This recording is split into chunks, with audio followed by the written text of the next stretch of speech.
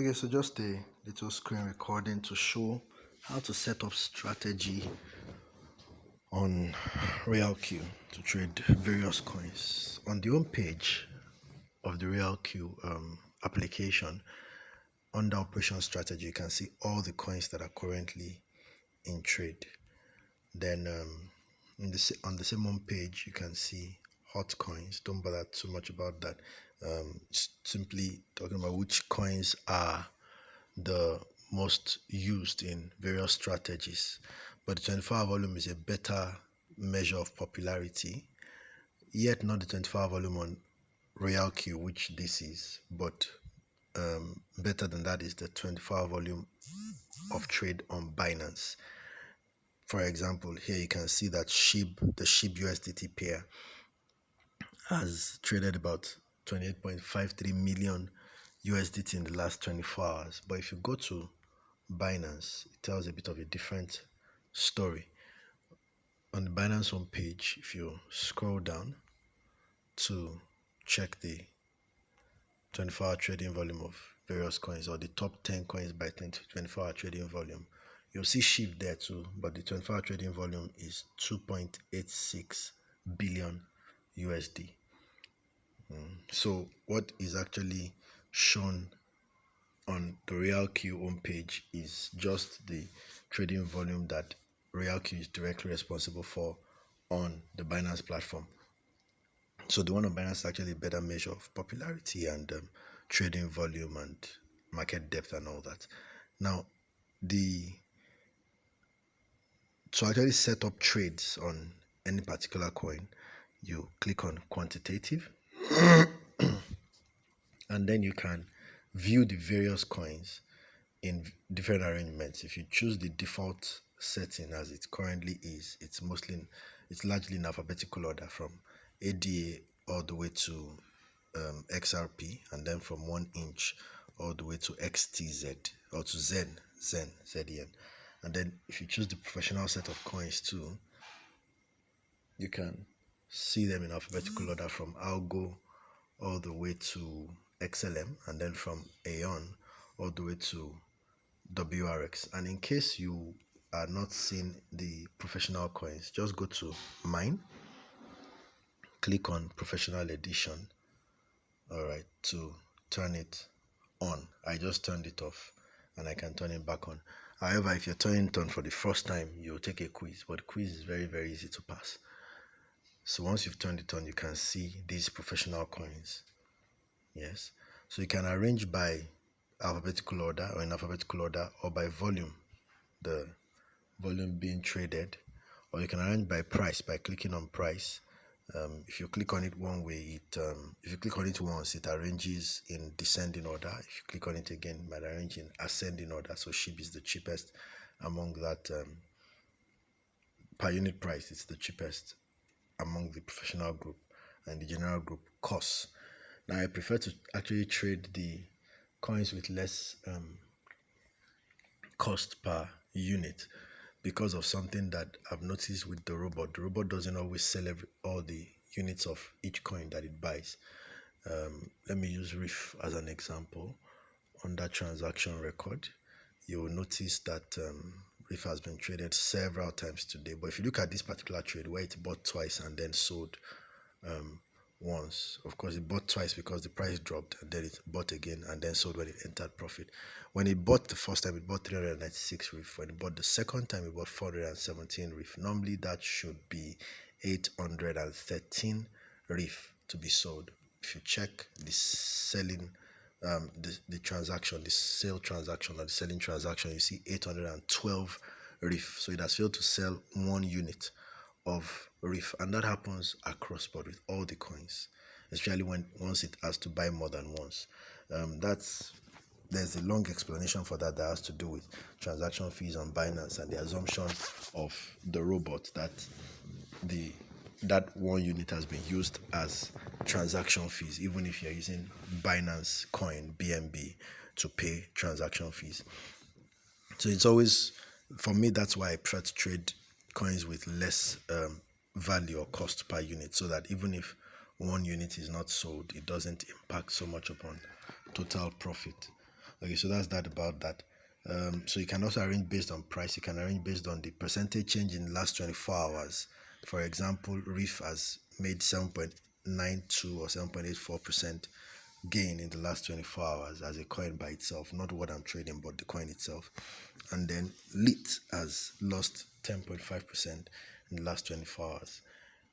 Apart from that, you can also arrange based on the profit or return rate in ascending or descending order, as the case may be. That one has to do with your own trades. In particular, how much profit has been made or is currently being made, how much floating loss is currently in place on each coin can be a basis for arrangement, for the order of arrangement. Okay, so you can choose any particular coin and set up strategy on it. I'm going to choose one of these coins that I'm not yet trading. Let's go for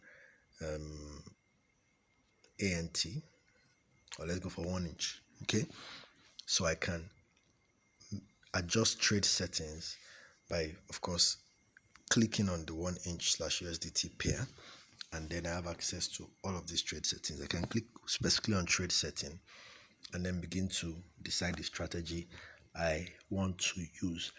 The strategy I will use depends on a number of factors, really, but one of the most important factors is how much funds I have to trade with. And that's not just the total amount of USDT in my Binance account, but how much of that USDT is actually available per coin. Because if I already have some trades in place, there should be a certain amount of USDT that is dedicated to each of those trades mentally, in the sense that depending on the strategy I've used for each of them, automatically there's an amount of USDT that is required to trade each single coin. And so I must know how much is still available to trade the new coin that I want to trade. But let's assume I'm just starting afresh, and let's say I have 120 or 122 USDT, and I want to trade one coin with 122 USDT. Okay, there's actually a suggested strategy that the robot has automatically, and I can get that by clicking on get a suggested strategy. It reverts all the settings to the suggested strategy, which includes buying with 10 USDT as the initial buy-in amount, and then 7 margin call limit. That means it's going to buy 7 times as the price drops, depending on what exactly I instruct it to do under margin configuration. Okay, so this is where you see the 7 times. There are 7 margin calls, meaning if the price drops by a certain percentage, I've instructed the robot to buy a certain extra amount of the coin.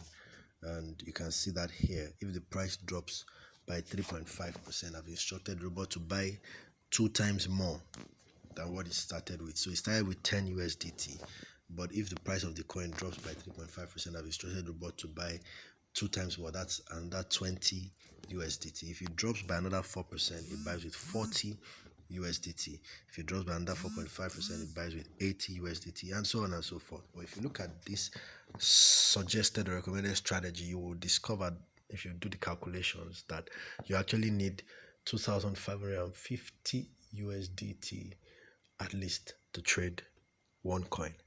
Now that's not too profitable, particularly if the market is doing well and the price of the coin keeps going up. You're just going to be trading each coin with like 10 or 20 USDT per time, and not making much use of the amount of capital that you have. That's why I don't use the recommended or suggested strategy, but I still use these percentages because they're quite good. So if it drops by 3.5%, I can ask it to buy a certain amount, and so on and so forth. So the actual amount will depend entirely on how much funds I have and how many coins I want to trade with those funds.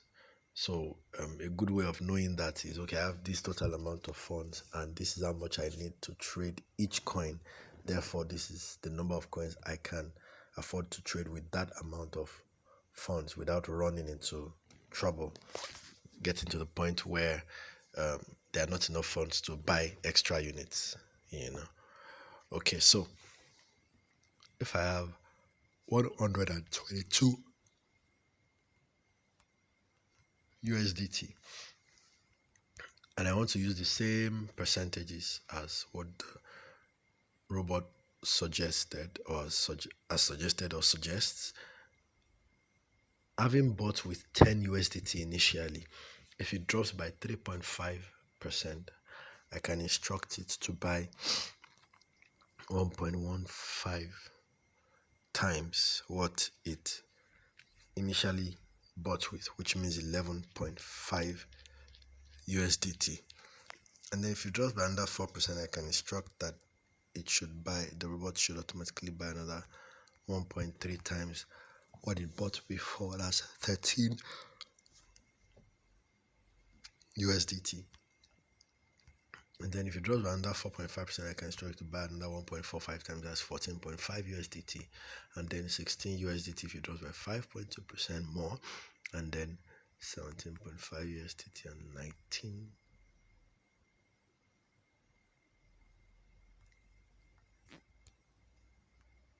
Sorry, not 19, but 1.9. And then 2.05. Okay. If you add all of that, it amounts to about 122 USDT. That's when you include the initial 10 USDT that was used to purchase the coin at first. Okay.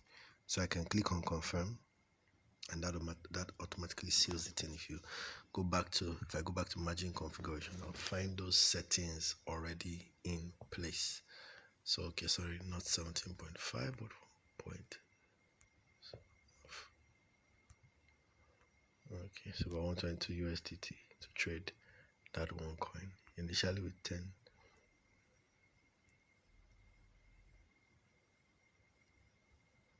Okay, so having done that, I do not need to change the number of times because I've worked with it.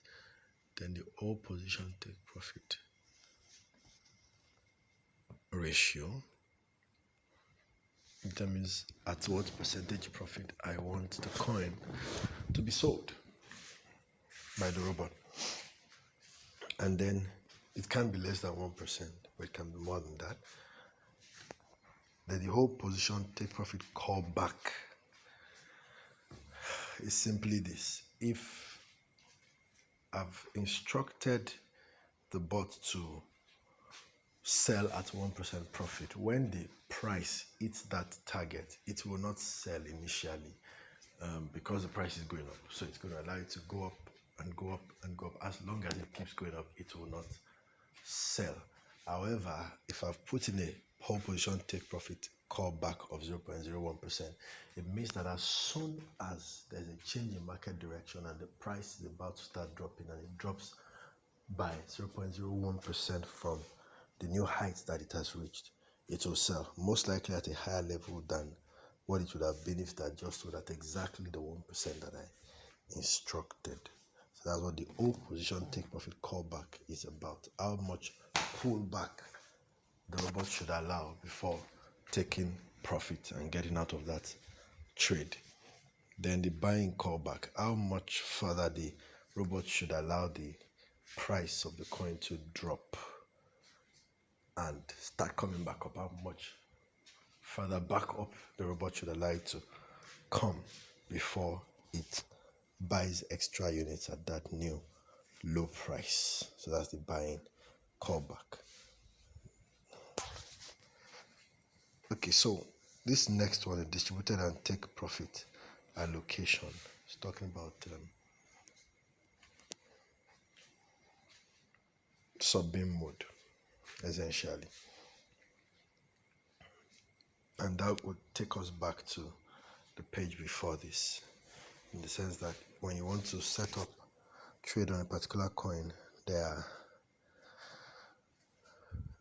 3 strategy modes that can be used apart from those trade settings. The strategy mode can be whole warehouse mode, sub-bin mode, or sub-bin mode real-time settlement. What the difference is is that